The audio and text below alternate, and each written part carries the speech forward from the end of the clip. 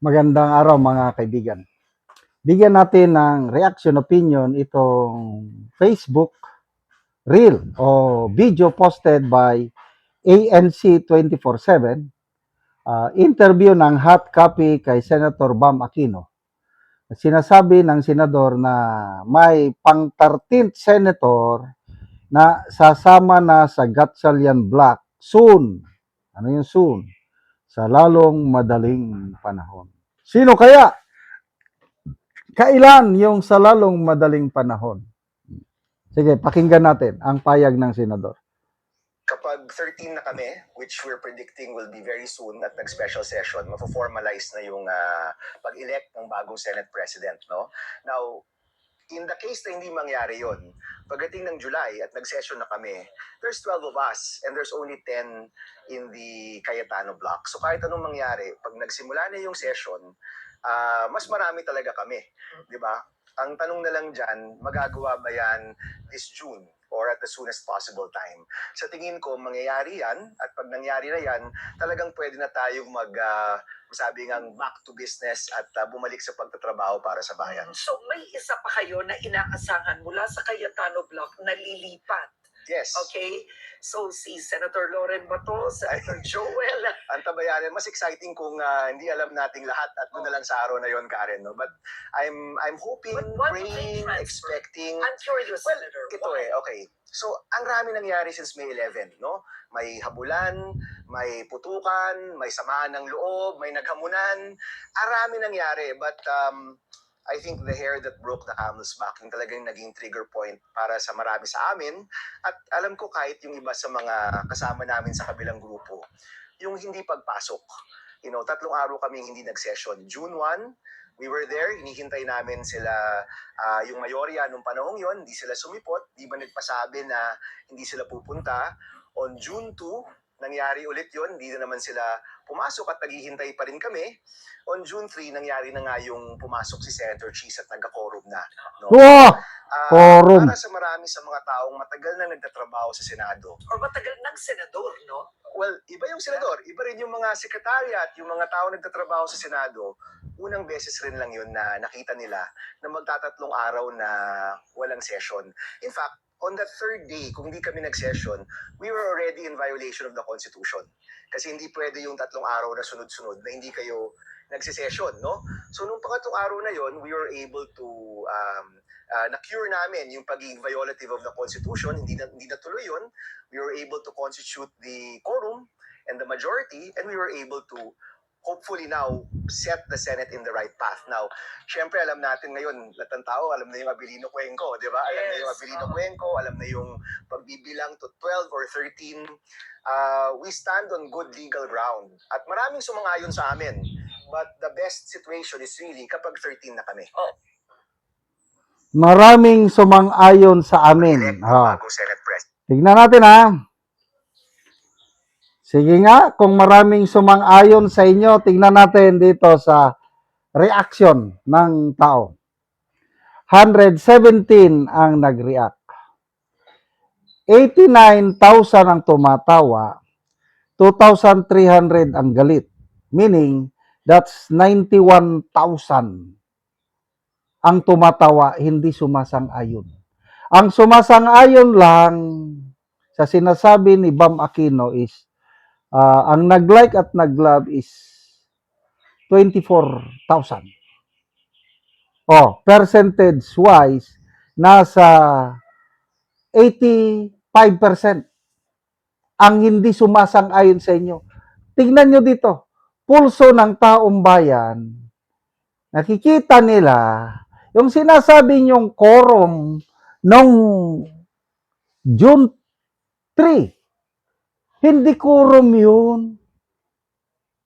Bakit nyo ipagpipilitang quorum ang 12? Ang quorum na nakalagay sa 1987 Constitution is majority of 24 senators. So, 13. Bakit hindi kayo mag-elect ng Senate President? Dahil alam nyo, kulang kayo. Dahil yung 12, it's not enough to elect a Senate President. Di ba halatado kayo? Kung quorum yung 12, bakit hindi kayo nag-elect ng Senate President noong June 3? Alam nyo kulang. Ang alam nyo, aminado kayo, kailangan nyo ng 13 para maka-elect ng Senate President. So, ibig sabihin, wala kayong quorum noong June 3. Ganun lang yun kasimple. Anong sinasabi nyong Abilino? Ang Abilino Doctrine, iba yun. Dahil ang Abilino, nangyari February 21, 1949, nung nagsimula sila is 22. So, ang 22, klarong quorum. Nag-walk out lang ang 10, 12 ang naiwan. Anong ibig sabihin nun? Pwede pa rin kahit 12 sila, kasi nung nagsimula sila, may quorum na 22. Nag-elect sila kahit 12 lang sila kasi yung 1935 Constitution, hindi nakalagay doon ang specific number of votes na pwedeng tanggapin ng isang Senate President. Malabo yung 1935 Constitution. Walang nakalagay na majority. Basta nakalagay lang yun, the senators will elect their president. Oh. So, nung 12 lang sila, dahil wala yung 10, di nanalo yung 12. Ganon ang nangyari noong 1949. Iba naman ngayon, 2026 na ngayon. Dapat, pag nag-elect kayo, pag nag-quorum kayo, dapat 13. Alam nyo, kulang kayo. Oh. Kaya umaasa pa kayo na magka-13. Bilisan ninyo. Kahit nga bukas, pag nakakuha na kayo ng isa, ay di tapos na ang sigalot. Galingan nyo pa. Sana may madagdag pa kay who does God, who does not pay. May 2 hudas para matapos na ang sigalot na ito. Meantime, kahit 10 na lang ang Cayetano Black, sila pa rin ang majority. Kasi nung na-elect si SP Cayetano, 13 ang bumoto sa kanya. Yung 2 senador na nakakulong at nagtatago, they are still senators as of now. Salamat mga kaibigan sa inyong pagsubaybay sa channel na ito. Nakakatulong kayo ng malaki sa tribong Talaandig ng Bukidnon dahil ang income natin sa channel na ito is pantulong po sa tribo. Namimigay tayo ng libreng yero at pako para makapagpatayo sila ng mas maayos na tirahan. Panoorin nyo ang video na ito. Ani ang natagaan na mo og yero. So mag-atop na ni siya karon. Anong atop? Kay ulan wa gyud among masilungan. Trapal lang. Muna ni ang atop. So muna ni ang atop sa tagaan na mo giro. Oh. Silupin lang na ay mga tubig. Oh, duha na gid kasapa. Trapal. Tanawa ang busog nga trapal. Ang sulod okay ra kay na kuanan naman mi. Tag-agas. Kayong nag-agas. Good ang tubig yun. Agas Salamat gid ko sa Ginoo. Kay tagaan dito. Atop nga yero. pero nga makaatop ko. Tanawan ning atong atop silupin og trapal.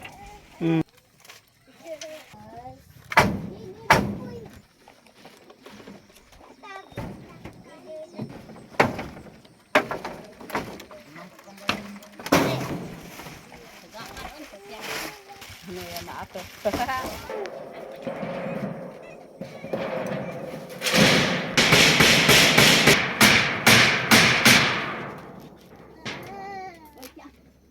Karon naman na gyud sa pag-atop.